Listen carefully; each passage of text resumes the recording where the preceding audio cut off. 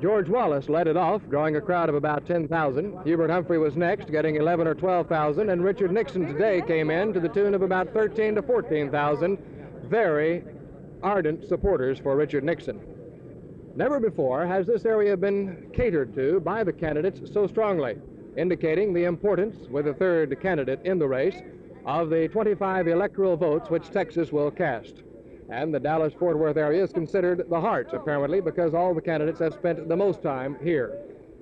In his speech, Richard Nixon talked of many subjects that he has spoken on before, but he did have some new things to say, particularly that he, if president, will see that the F-111 airplane remains in the U.S. arsenal. I'm the one that says we not only have to have the TF-111, I recognize the Soviet Union has had 7 new fighters over the last 4 years, and this is the only one we've got, and I'm going to tell you, you send us down there and we're going to keep America strong, and that's what you're going to do, and you're going to play a great role in that. And by keeping America strong, that's how we're going to keep the peace.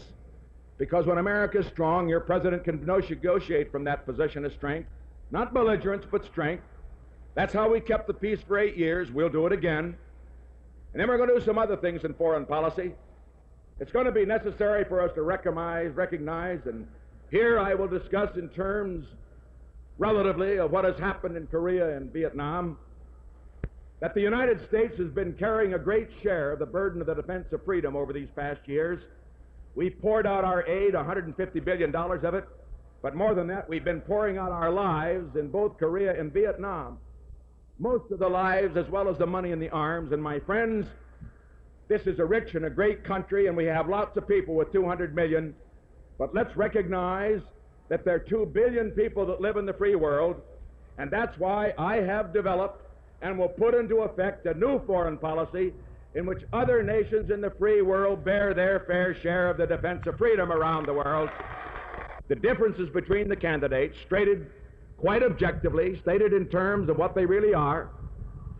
And first, I think we have to realize that the major difference, the one that sums it all up, is with regard to your evaluation of the record of the last 4 years.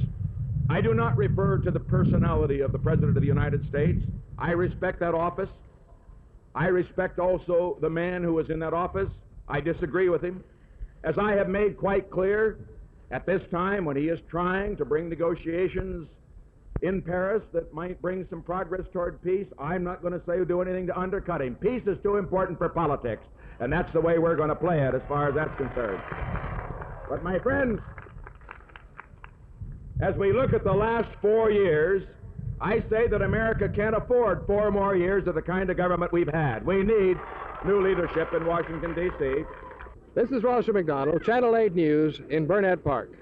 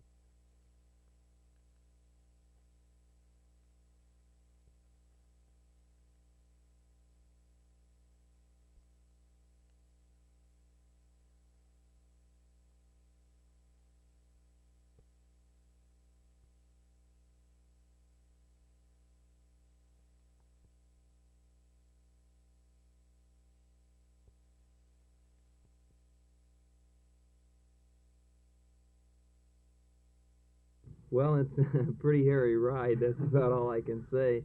It's a tremendous sensation of speed. You're covering a mile in less than 6 seconds, or approximately 200 feet per second. Or let's see, 1,000 feet a second is what you're going, and a .45 caliber shell travels 800 feet a second, so you're 200 feet a second faster So than you the could bullet. outrun a 45 bullet.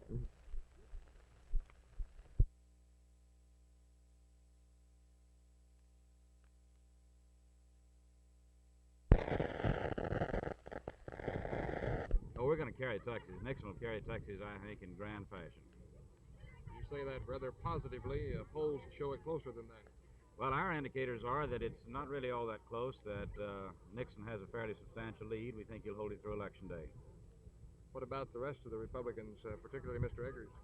I think Paul Eggers is going to be elected governor. He's had quite a splendid campaign. He's, I think, made a lot of friends over the state, switched a lot of votes. I believe he's going to win it.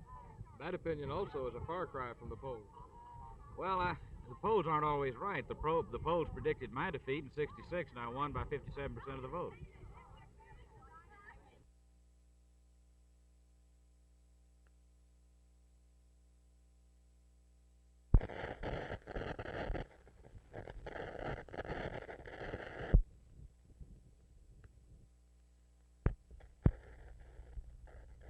It's been very encouraging to me that people are very enthusiastic once they find out what Ben Barnes has failed to do and what Ben Barnes really is. For instance, they're astonished at the fact that Ben Barnes has never completed college, and he never finished law school.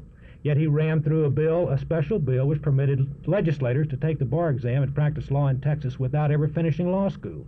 Every other young man and woman in this state must finish law school before they can practice law. They're interested in other special bits of legislation when they find out that Ben Barnes has never held a job as an adult. They're fascinated by this. So they know Ben Barnes' name, but they are very interested when they find out what Ben Barnes' record really is.